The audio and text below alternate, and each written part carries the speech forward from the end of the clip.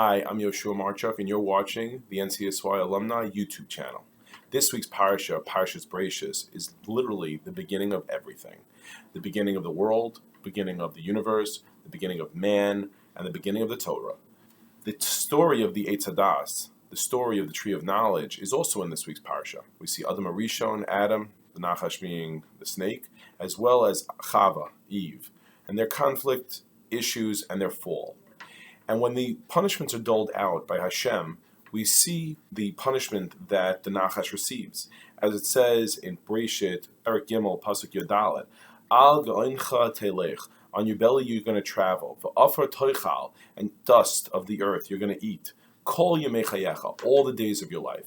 All the days of your life is not just in the life of this particular Nachash, of the snake itself, but of all snakes, for all times, as we see even today. It's going to be a situation where their food is always right in front of them, and all they're going to have to eat is the dust of the earth itself. It's interesting because you see Adam Arishon, man, his punishment was that you're going to have to toil. Every loaf of bread you're going to have to work for. Every fruit from the tree you're going to have to work for. And every animal you're going to have to hunt for.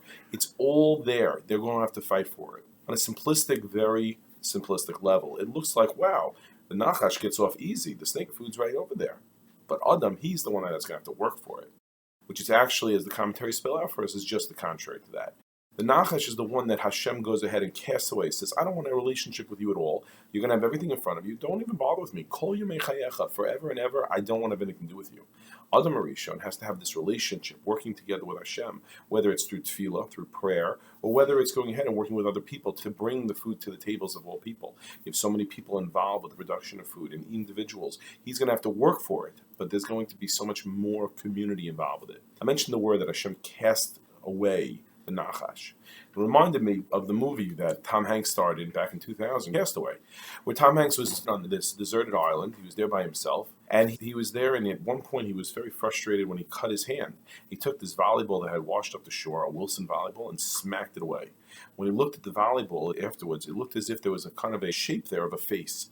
And he continued to make some eyes and a mouth and such, and the blood of his hand dried into this Wilson volleyball itself. And now he had his new friend named Wilson that was going to stay there with him on the island. And he was to talk with Wilson. Obviously, he was doing all the talking, but holding both sides of the conversation. And at one point he even says, don't worry, Wilson, I'll do all the paddling, you just hang on, when it was time to try to escape the island and be able to find help. And what ends up happening is that Wilson doesn't actually hold on, and he falls off to the raft at one point. And Tom Hanks, the character he's playing, actually jumps in the ocean and starts to swim away from his raft, almost being stranded out in the middle of the ocean. He has to make a decision about letting Wilson, the volleyball, go, or his own death by letting the raft go. That was how desperate he was to have companionship. That's what Hashem also wants. He wants to see that we have that connection to others, to that companionship. As we see earlier in the parsha, Hashem Elokim lo tov. It's not good, Hashem says. Hayisa Adam levado, that a man should go ahead and be alone. Eseloi ezer kenegdo. I'm going to make for him an ezer kenegdo. I'm going to make for him a spouse, a helpmate. I'm going to make for him a wife. And we see a few psukim later, a few verses later. Even Hashem Elokim es hatzela asher lakach min ha'adam leisha v'yaveh el ha'adam. Hashem says, I took from the rib of Adam Arishon, and I created a wife, and I brought it to Adam. Man goes ahead and gets his wife from literally his own side, from his rib itself. The Chidah comments on the fact that if you take the word that means rib, hatzela, and you rearrange the letters, it comes up with the word le'etza, to give counsel, to give advice. That your ezer kenegdo, your wife, should be the person that counsels you and gives you advice. As we see the Gemara in Bava Metzia on page 59, first side A, what does it tell us? Your wife, you should yield to her and you should follow her advice. Why? So a woman goes ahead, she can anchor a man. She can go ahead and show him the right path to go with, and that's what the Torah looks from us. The Nachash might have gotten the easy, quick, fast food of the dust of the earth, but Hashem gave us even more. He gave us a relationship. And we see that so clearly from this past holiday that we just had of Shmini Atzeres. In Shmini Atzeres, that Hashem turns around and he says to us, I want an Atzeres. After this whole week of Sukkot, all of the nations of the world came and brought karbanos, brought sacrifices to us, and we're all celebrating together that the rain was going to come, that the rainy season was coming. That's all nice and all, but I have one more day. One more day I want with just the Jewish people.